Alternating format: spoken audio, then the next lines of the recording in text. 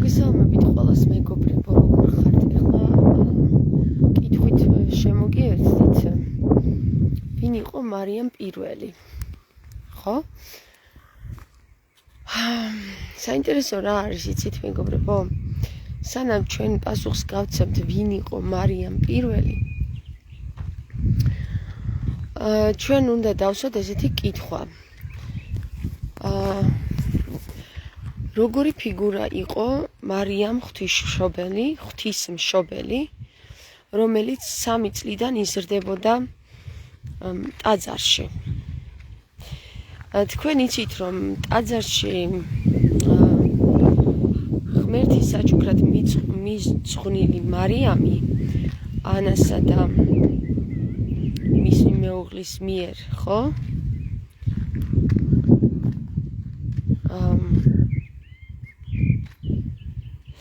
იზრდებოდა მღვდლები იყო თუ ვინც იყო მსახურებთან, ღვთისმსახურებთან. ამასთანავე მინდა გითხრათ, რომ არ არსებობს ღვთისმსახურებაში აუცილებლად შეასწავლიდნენ მარიამს წერა-კითხვას, რადგან მას ჰქონდა უფლება ასულიყო ამბიონზე.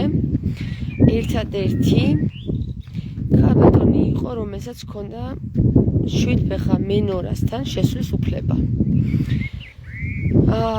არავის დედამიწის ზურგზე ამის უფლება არ ჰქონდა ქალის სახით. მაგრამ ჩვენ ვიცით, რომ მარიამი, რომელიც ტაძარში იზრდებოდა და ამ ყველაფერს იცნობდა, ისევე როგორც იცნობდა, მოდი ესე მოვატრიალებ და თან უყურეთ იმ გარემოს. ისევე როგორც იცნობდა, ესე იგი წერილებს, ყველა წერილს, საიდუმლო წერილებს. ისევე როგორც იცნობდა ამ რიტუალურ შინაარსს, ხო? რანაირი სახის რიტუალი ხდებოდა და არა მხოლოდ იცნობდა, არამედ ის თავადაც იღებდა მონაწილეობას ამ რიტუალებში. მე კითხვა მიჩნდება ასეთი. სახარებაში მარიამი არის წარმოდგენილი თითქოს როგორ იცით, რომ აი დაყვებოდა მარტო იესოს. მარტო დაყვებოდა, ესე იგი არაფერს არ იძახდა ეს ქალი, არაფერს არ წერა-კითხვა იცოდა, არც არაფერს არ წერდა, არ კითხულობდა, ვითომ, ხო? ანუ ბოლოს და ბოლოს ანგელოზი ეცხადება და ეუბნება, რომ უნდა დაურსულდეს და ეს ქალბატონი კი, მაგრამ ამხელა გრავიტაციის უნარიანი მქონეა, რომ აცნობებენ, რომ მან უნდა მიიღოს ღვთის ძალა და მან უნდა გააჩინოს ღმერთი და ამ ქალბატონს არ ექნებოდა იმის უნარი, რომ აიღო ეს პასტაბურცელი და დაეწერა? და თუ კი დაწერა, სად არის მისი ნაწერები? და სწორედაც აქედან მერე მოდის და ყალიბდება თურმე ესენების საზოგადოება. ესენების საზოგადოებაში არიან ძირითადად ქალბატონები, რომლებიც განიხილავენ ასობგერებსა და სიტყვის ვიბრაციებს. და სიტყვის ვიბრაციებზე საუბრობენ და ბეჭდავენ წიგნებს. სანამ იესო ქრისტე დაიწყებს საუბარს საჯაროდ, მანამდე არიან ქალბატონები 4 მარიამი, სალომე და იონა არის თუ იონა, მოიცადე როგორ ქვია, რომელიც აფინანსებდა ამათ. ერთი წუთით გავიხსენო.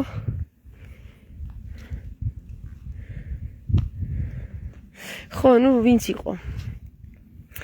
არა მხოლოდ ესენი, ესე იგი ეს ქალბატონები საუბრობენ ქრისტესთან როგორც თანასწორ პირებად.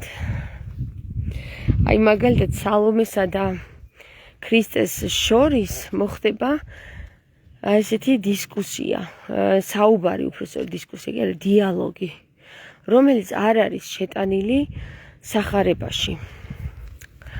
მაგრამ სალომეს წერილებში, რომელიც დღეს ჩვენ თვალამდე არ მოსულა და პატრიარქატულმა საზოგადოებამ გადამალა ვატიკანის ბიბლიოთეკაში სადღაცა ჯურღმულში, აი ეს საზოგადოების ხალხი, ქალები, რომლებიც განიხილავდნენ სიტყვებს, სიტყვის ვიბრაციებს და ასე შემდეგ, ხო?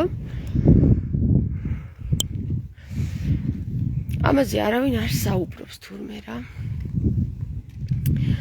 ხო და საქმე რაშია იცით მეგობრებო? კითხვა არ გაგჩენიათ, მარიამი ესე მუნჯად რატო დასვეს სახარებაში. გაუმარჯოს.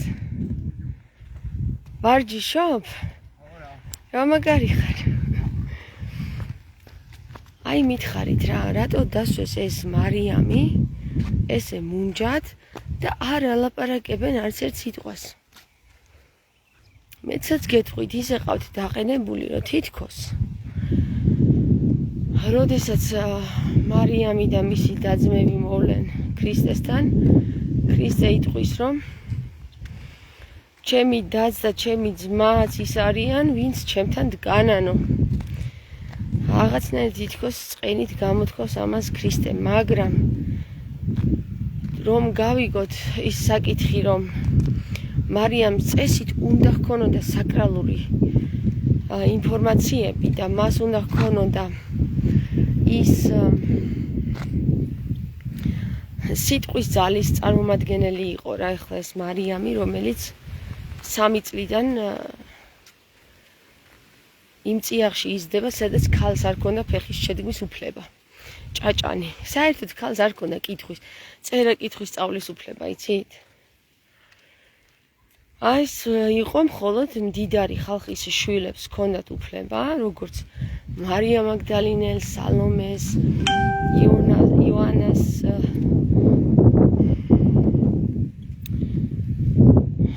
ვისაც მდიდარი მამა ჰყავდა და გაჭედილი არ ქონდა მამას რაღაცა ტრადიციული დებილობებით. მათ ასწავლიდნენ წერა-კითხვას და ეხლა რატო დავსვი ეს კითხვა?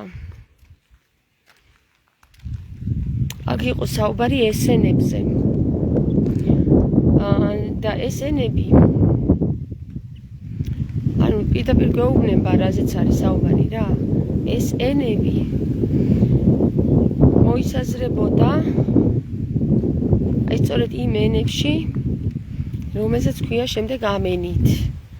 აიხსნება ყველაფერიო, ხო? ამენით აიხსნება ყველაფერი. ნახეთ რა ლამაზია. ხედავთ რა სილამაზია?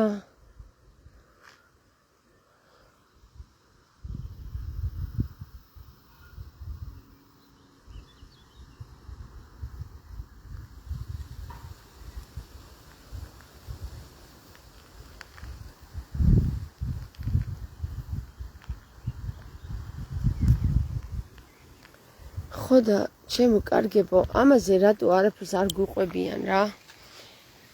მარიამის ნაშრომები რატო დამალეს, თუნდაც მაგდალინელის, თუნდაც მარიამ ღვთისმშობელის, თუნდაც სალომეს ნაწერები რატო დამალეს, თუნდაც იმ 4 დანარჩენი მარიამის, რომლებიც ქრისტესთან ერთად იყვნენ, ამ საკითხებს განიხილავდნენ. იცით რა არის მეგობრებო, ქალები, რომლებსაც ინფორმაციები მისდიოდათ მარიამისგან, რა თქმა უნდა, უფრო მეტს იგებდნენ ვიდრე ის მოწაფეები, ვისაც ქრისტე ასწავლიდა, იმიტომ რომ ქრისტე ვისაც ასწავლიდა, ესენი იყვნენ მამაკაცები, რომლებმაც წერა-კითხვაც კი არ იცოდნენ და საერთოდ აზრზე არ იყვნენ, რას ნიშნავს ესა თუ ის ასობგერა. მადლობა უფალს, რომ დღეს ყველა მამაკაც ყველას თუ არა უმრავლესობას წერა-კითხვა შეგიძლიათ და იმის არს სწვდებით, რომ გავაგებინოთ ერთმანეთს. ეხლა წარმოიდგინეთ საზოგადოება დაყოფილი ორად, მამაკაცები, დედაკაცები. დედაკაცები, რომლებიც მაღალი ფენიდან მოდიან და წერა-კითხვის ცოდნენი არიან მამაკაცები, რომელიც ქრისტემ ამოარჩია მეთევზეებისგან, აი ესეთ ხალხისგან, ვინც მაგალითად ძალიან დაბალი ფენა იყო. ესენი, რა თქმა უნდა, ესენი, ნახე, ისევე სიტყვა პირდაპირ გვიკანახა, რომ ესენი იყვნენ, ესენებზე იყო საუბარი, ესენი, ხო? ანუ იქ ჩანს, რომ ქართულად საუბრობდნენ, იმიტომ რომ ესენებს უძახდნენ. იმათ, ვისაც ეს არ ესმოდა ეს ენა და ხშირად იყენებდნენ ესენი, ანუ მათ შეერქვათ ესენები, იმიტომ რომ ჩვენ აი რომ მოიხსენიებთ ვიღაცა ჯგუფს, ვამბობთ ესენი არიან ისინი, ხო? ესენი არიან ესა და ეს. აი ეს ხშირად რო ჟღერდებოდა ალბათ, ხო? ამიტომ შეერქვათ ესენები. მაგალითად იუდა საერთოდ არ იცოდა რა იყო ქალდეული. საერთოდ ვერ საუბრობდა და როგორ უნდა აიხსნათ ეხლა მარიამს და ამ ქალბატონებს იუდასთვის ან ნებისმიერისთვის, ვინც მოწაფეთ იყო დაყენებული, წერა კითხვა არ იცოდნენ და ამ საკითხებზე ესაუბრათ ვიბრაციებზე, ასობგერების ვიბრაციებზე ესაუბრათ ამ მამაკაცებთან. უბრალოდ შეუძლებელი იყო რა. ამიტომ ამბობს ქრისტე, ეუბნება პეტრეს, რომ შენ ისი არ გესმის, პეტრეს ეუბნება, თუ რომელიღაცას ეუბნება, რომ შენ ისი არ გესმის, როგორც მარიამს ესმისო, ანუ მარიამსა და იმაზე იყო რა, რომ რატო ქიშპობა ჩამოვარდა, რომ აი ამას რატომ აყენებ წინ, რა გველი არის აქ თავი აქვს გაჭეჭყილი. ხო და ეს არ არის გველი მეგობრებო, ეს არ მოკლათ ხოლმე, ეს არის ამას რა ქვია გველხოკერა და ეს ჭამს გველებს სხვათა შორის და ეთყობა მანქანამ გადაუარა. ხო და ვერ მოხდებოდა, ამიტომ დონეები იყო სხვადასხვა რა. ფიზიკურ დონეზე ეს ქალბატონები ამათ ვერ გააგებინებდნენ ჯერ, იმიტომ ესენი იყვნენ მუშტიკრივზე გადასული და აი ამ იმედით, რომ ეხლა იესო მოვა, ჩვენ ახალ სახელმწიფოს შევქმნით, ეს იქნება მეფე, ჩვენ ვიქნებით მისი ნაზირ ვეზირები, ხდები და ამას ანუ გაგებაში უჭირდათ ამ მოწაფეებს. მათი გონება გაიხსნება მაშინ, როდესაც ქრისტე მოდის მეორედ. ანუ ხომ ამაღლდება და ჩამოდის მერე და 40 დღე ასწავლის. ეხლა რა ხდება ამ 40 დღის მანძილზე, იცით?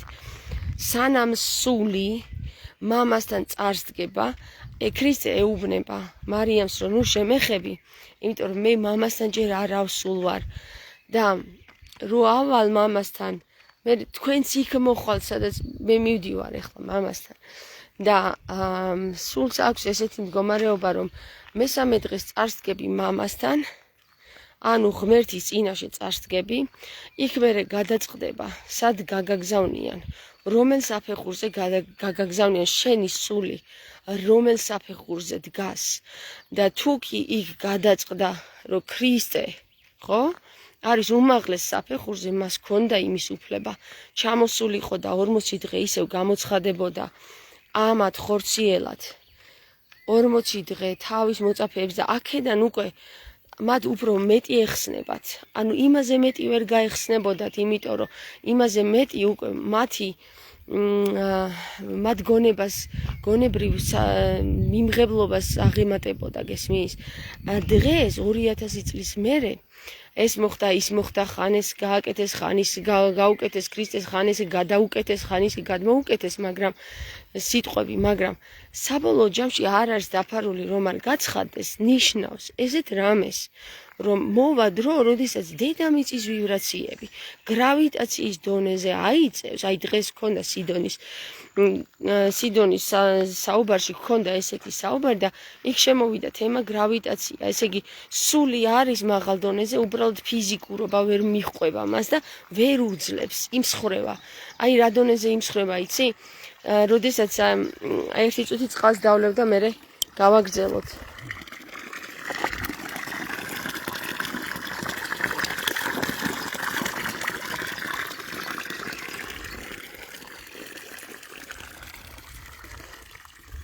როდესაც ჩვენ დისკუსიაში ვართ, ხო და ერთ ჩვენგანს მაგალითად აქვს განსხვავებული აზრი.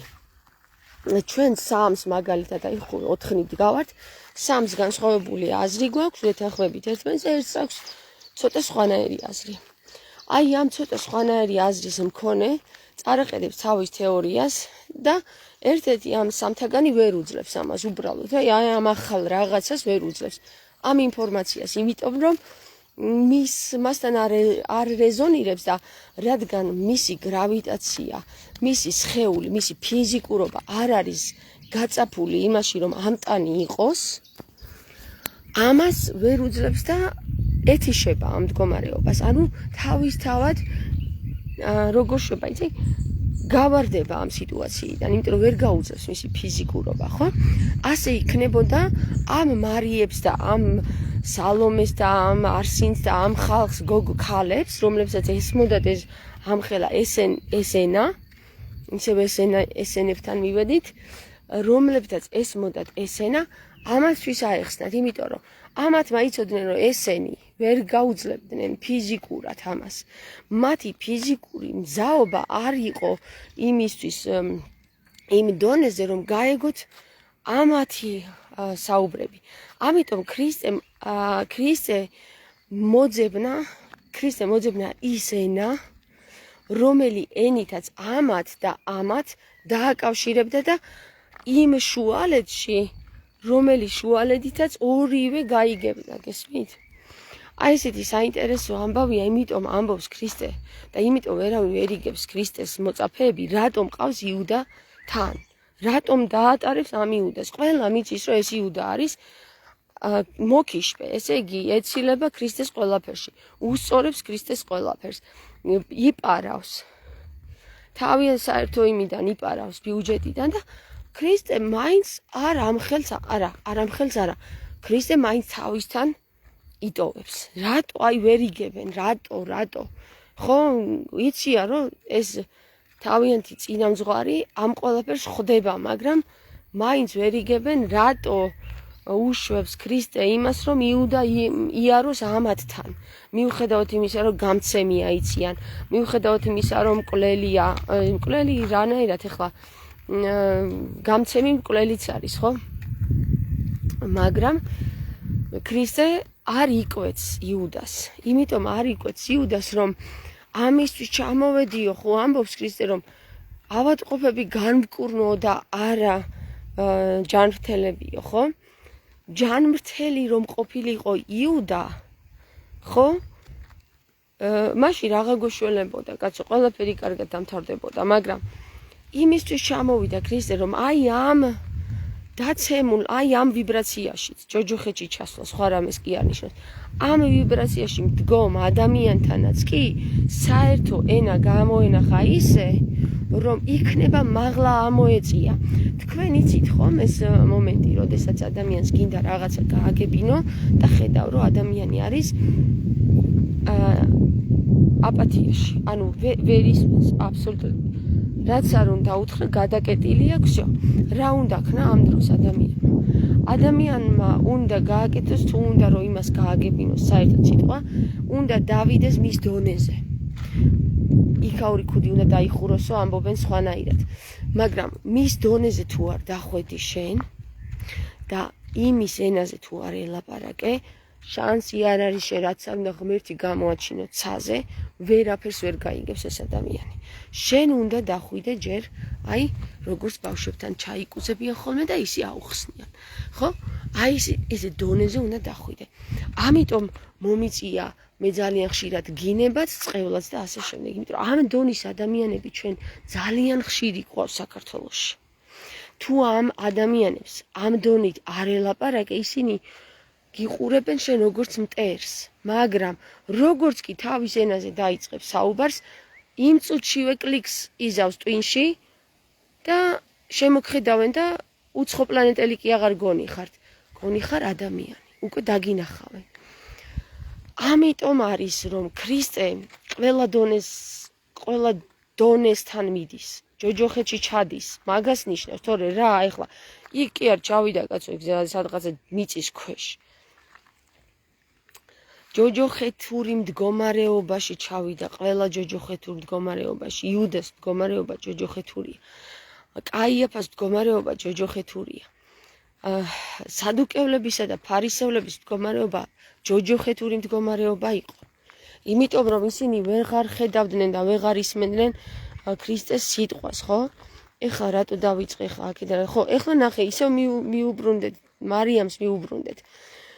ეხლა წარმოიდგინეთ, მარიამი, რომელიც 3 წლიდან იზრდება ეკლესიურ გარემოში, იმ გარემოში, სადაც ეს ტრადიციები გამჯდარია, ეს ბატონობა, აი ამ პატრიარქატული სისტემის გამჯდარია.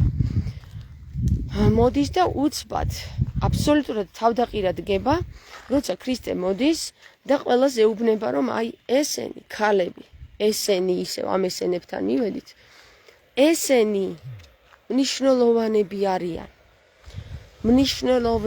არიან. მისი საუკეთესო მოწაფეთა შორის ერთ-ერთი მათგანი მაგდალინელი, არსინი, მარიამი და მართა არიან ქრისტეს საუკეთესო მოწაფეები, რომლებთანაც ქრისტე სხვანაირად საუბრობს. და აი ამ სხვანაირად, სხვა ენაზე საუბრობს, სხვა ენით რო საუბრობს, აი ესენი ვერ იგებენ ეს მამაკაცები.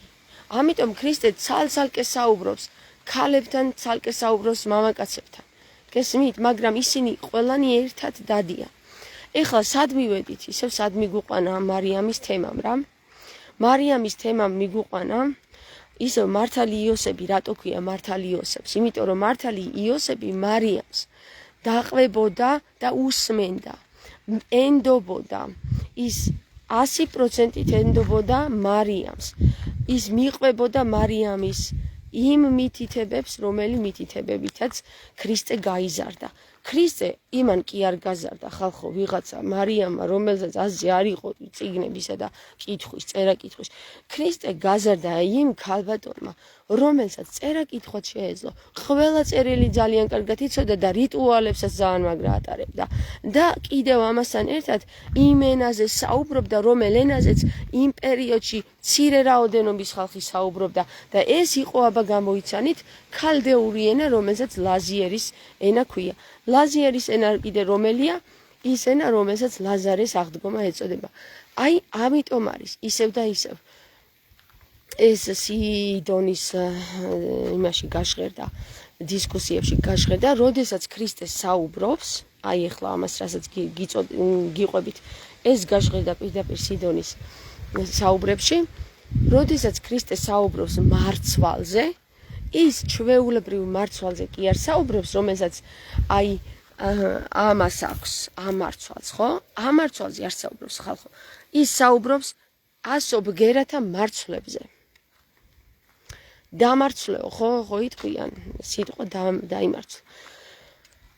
ასე რომ შემოკარგებო, ისევ და ისევ მივდივართ იმ საკითხთან, რომ არ არსებულია, რომ ქრისტე არ ყოფილიყო ლაზური ენის წარმომადგენელი,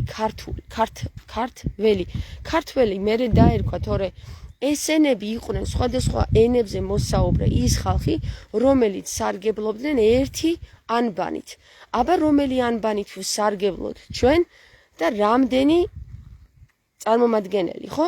აი ახლა ვიცი რომ მეგრელები რო საუბრობენ, ერთი სიტყვა არ მესმის, მაგრამ ერთი და იგივე ანბანით ვსარგებლობთ. მაგალითად, სვანები რო საუბრობდნენ, ერთი სიტყვა არ მესმის, შეიძლება ერთი სიტყვა მესმის. მაგრამ ჩვენ ერთი სისტემით ვსარგებლობთ ამ ანბანით, ხო? ერთი ანბანით. ასევე არის, როცა რაჭველები თავის ენაზე დაიწყებენ ხოლმე კუთხურად საუბარს, შეიძლება ვერაფერი ვერ გავიგო მიუხედავად რომ რაჭველი ვარ. და ყველა აი ხევსურეთში მაგალითად ის ხევსურული, რომელიც ქართული ანბანით სარგებლობს, შეიძლება ერთი სიტყვაც ვერ გავიგო, ხო? ხევსურები, თუშები. ანუ ხვდებით, ესენები იყვნენ ამ ანბანით სარგებლობდნენ და ამ ანბანით შეეძლოთ საერთო ენა გამოენახათ, რომელსაც ფლობდნენ ისევ და ისევ ვიმეორებ ის ხალხი, რომლებიც იყვნენ არაიუდეური წარმოშობის, რადგან კი ამბობენ რაღაც შემთხვევაში, რომ უნდათ ესე რომ გამოიყვანონ რომ ღვთისმშობელი მარიამი იყო იუდეველი, მაგრამ იუდეველი რომ ყოფილიყო ღვთისმშობელი მარიამი, მას ორსულ ქალს არ გააგზავნიდნენ იმაში სამშობიაროთ. რა ქვია? ბაგაში სამშობიაროთ. შეიყვანდნენ სახში და დააპატიჟებდნენ თავისან. ანუ ღვთისმშობელი არ იყო ებრაელი, იმიტომ რომ ებრაელები არ იღებდნენ უცხო ერის წარმომადგენლებს. ერთი წუთით გაგეთიშებით. ამიტომ ვერ ანუ ესეც გამოირიცხება რომ მარიამი იყო იუდეველი, რამე თუ იუდეველები ორსულ ქალს გარეთ არ ამშობიარებდნენ. იოსები იყო იუდეველი. იოსები იყო იუდეველი, მაგრამ იმ პერიოდში ისეთი მდგომარეობა იყო, რომ როდესაც შენ სხვა ერის ქალი ყავდა გვერდით, არ შემოგიშვებდნენ სახში. შანსი არ იყო. ისეთი საზიზღარი ერი არის დღემდე, რომ შანსი არ არის, რომ მან სხვა ერის წარმომადგენლებს ესე შეეხედათ. ამიტომ ქრისტეს რატო ვერაფერს ვერ უშვებენ, იცით რომ იოსების შვილია. იოსები კი იუდეველია, გესმის და ამათი აზრით ეს ქრისტეც იუდეველია. რადგან იოსების შვილია. ამიტომ აქვს უფლება რომ შევიდეს სინაგოგაში ქრისტეს. ამიტომ აქვს უფლება რომ იაროს და იკამათოს რაბებთან. ხო და მარიამი, როდესაც უკვე ამ საკითხი ის არის რომ რატომ არ უნდათ ახლა თუ დავიჯერო, არც ერთ მღვდელს კითხვა არ გაუჩნდა, რომ მარიამმა, რომელიც 3 წლიდან იზრდება ეკლესიაში, არ წერა იცოდა, არც კითხვა და არც წერილები იქონდა დაწერილი. ანუ დავიჯეროთ ჩემს გარდა და კიდე რამდენიმე ადამიანის გარდა, კითხვა არავის გაუჩნდა, სად წავიდა მარიამის ნაწერები? ეს ქალი კაცო, ღმერთი გააჩინა და წერა კითხვა არ უნდა სწოდნოდა? გარდა მაგისა, ყველამ იცის, რომ წერაც იცოდა კითხვაც და იმ ყველა ქალბატონს, რომელიც ქრისტეს დაყვებოდა, ისინი აფინანსებდნენ ქრისტეს და მათი ნაწერები იბეჭდებოდა რა, თავისი ხელით წერდნენ და ავრცელებდნენ. ასე რომ რა ვიცი რა, მეგობრებო, ძალიან გამოსაფხიზლებელი ხალხი ვართ. ეს მარტო იმ დადგა და ესე მადლობა არ გამოვა ეგრე რა, ხელი გაანძრიეო, ქრისტე გეუბნება, მარტო კი არა მჭამოო კაცო, რა არის ეს, რა კაცი ჭამიებად გადავიქეცით მართლა, არ გვინდა რომ არ არის დაფარული რო არ გაცხადესო ქრისტე რო ამბობს, ვინ უნდა გაგიცხადოთ ესე, თქვენ თუ არ იაქტიურეთ, ეხლა მოვა ვიღაცა იუდეველი და თქვენ გონიათ თავში ჩაგარტყავთ, აჰა თქვენი წერილებიო, თქვენ თუ არ იაქტიურეთ და ჩვენ თუ არ ვიაქტიურეთ, ვინ უნდა გაგვიცხადოს, ან რა ფარდა უნდა აეხაროს რას და ან რა არ არის დაფარული რო არ გაცხადდეს, ან რა უნდა გაცხადდეს, ხო უნდა გაგვიჩნდეს კითხვა რომ ესე იგი რაღაცები დაფარულია, რომ უნდა გაცხადდეს კიდეც, ხო? ჩემი წითელი ბაიები მოდიან, ნახეთ. ჩემი ბარტყები. დედიკო, სად იყავით? ვაუ, რა მაგარი ველოსიპედები გყავთ, მოკლედ. ეხლა ლაივში ვარ, გინდა მიესალმოთ მეგობრებს? შენს? გამარჯობა. აბა მითხარით, ეხლა წავიდეთ და მერე მომიყევით რაღაცები, კაი? წავიდეთ უკან? მამა, იქ დევს დედიკო იმ ოთახში. ხო. ასე რომ ჩემო კარგებო, ეს არის ძალიან მნიშვნელოვანი თემა. დროა. მოვიდა დრო, აგერ ხმა მაქვს ჩახლეჩილი და მაინც არ მასვენებს გამჩენი რომ უნდა გითხრათ ეს ამბები. უნდა გითხრათ, იმიტომ რომ მოვიდა დრო, როცა უნდა გამოვიდეს ყველა წერილი გარეთ. და თქვენ რომ ამოიღებთ ხმას, თქვენ რომ მოიკითხავთ ამ წერილებს, ის წერილები მოვა თქვენთან. თუ თქვენ ეს წერილები არ მოიკითხეთ, არ მოვა თქვენთან ეს წერილები. და როცა მოიკითხავთ, უკვე გაჩნდება ის კითხვა ამ საზოგადოებაში, რომელსაც ფიქრობს, რომ ჯერ იმ საზოგადოებაში, რომელიც ფიქრობს, რომ კაცობრიობა ჯერ მზად არ არისო, დასვავს კითხვას, რომ იქნება უკვე მზად არის, იმიტომ რომ კითხვას სვავენ უკვე ეს ხალხი. კითხვები წამოვიდა. ესე იგი რაღაც გამოფხიზლდა, ვიღაც გამოფხიზლდა.